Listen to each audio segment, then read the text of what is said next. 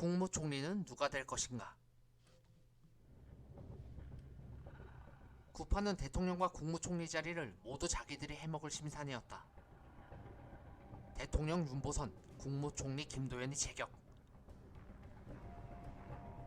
반면 심판은 사실상 껍데기 보직인 대통령직은 구파인 윤보선에게 양보하고 행정의 수반인 국무총리직을 장면이 차지하겠다는 생각이었다.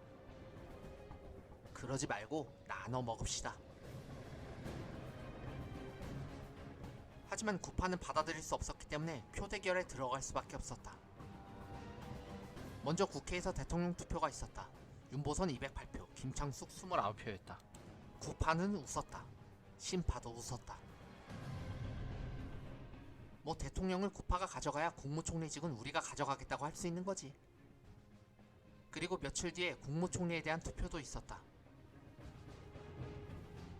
이 자리에는 원래 민주당 의원들만이 참석할 수 있었다. 하지만 무소속 의원 20명이 문제였다. 아직 민주당원도 아닌데 투표에 참석시키는 건 문제가 있지 않음? 이 사람들은 원래 민주당원이었다가 선거 때문에 잠시 탈당했던 사람들이에요. 그러자 구파도 굳이 반대하지는 않았다. 괜히 무소속 의원들에게 밉보여 표가 깎이면 안 될 일이기 때문이다. 뭐 그럼 포함시킵시다. 그러면서 속으로 생각했다. 어차피 무소속은 행동 통일이 안 될 텐데 뭘. 대세에 큰 지장은 없어. 하지만 착각이었다. 심판은 무소속 의원들을 끌어들이기 위해 막판까지 성의를 다하고 있었기 때문이다. 두고 보라는. 그리고 결과는 표로 나타났다. 대통령 윤보선은 국무총리 후보로 1차로 구파인 김도연을 지명했다. 김도연을 국무총리로 어떻습니까? 결과는 찬성 111표, 반대 112표, 무효 1표였다. 부결. 2표가 모자라 부결이라니. 구파는 초조해졌다. 이번에는 장면을 국무총리로 어떻습니까?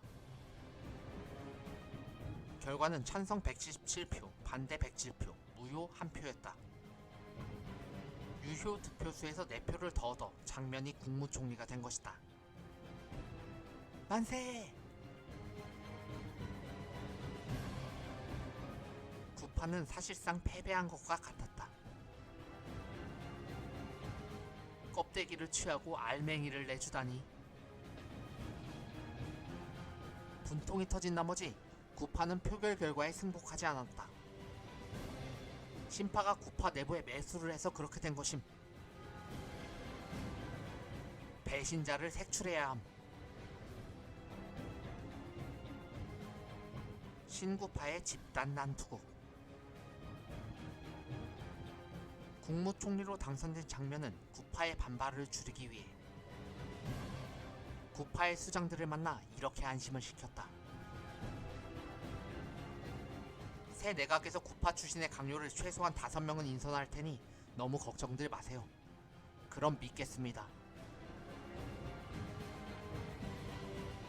하지만 장면은 약속을 지키지 않았고 이런 궁색한 변명을 댔다.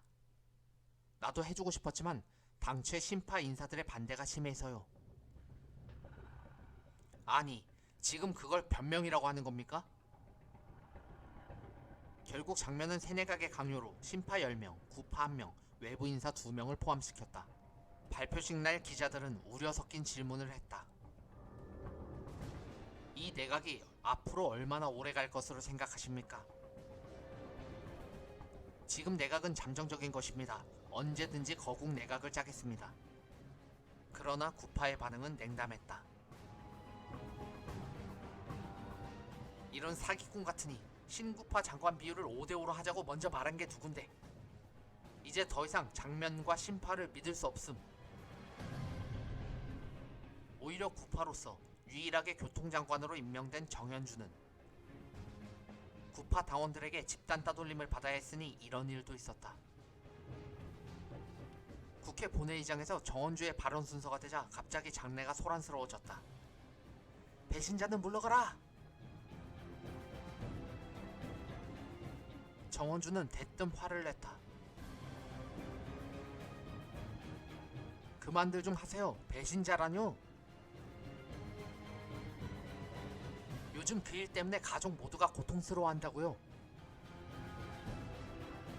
그러자 구파 인사들은 벌떼처럼 들고 일어났다. 후한무치한 자 같으니라고. 변절자. 더러운 배신자.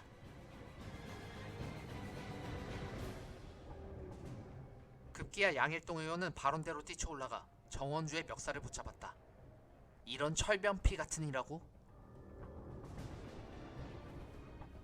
뭐야, 말 다 했어? 뜬금없이 국회 발언대에서 일기토가 펼쳐졌다. 서로 주먹이 왔다 갔다 했다. 유독 꽤나 배웠다는 구파의 한 의원은 정원주를 붙잡더니 허리치기로 의사당 바닥으로 냅다 던져버렸다. 뜨아!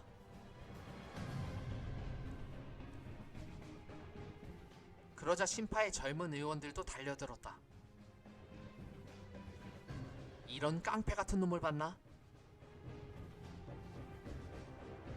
결국 집단 난투극으로 점화됐고 패싸움은 10여 분 이상 진행되게 된다.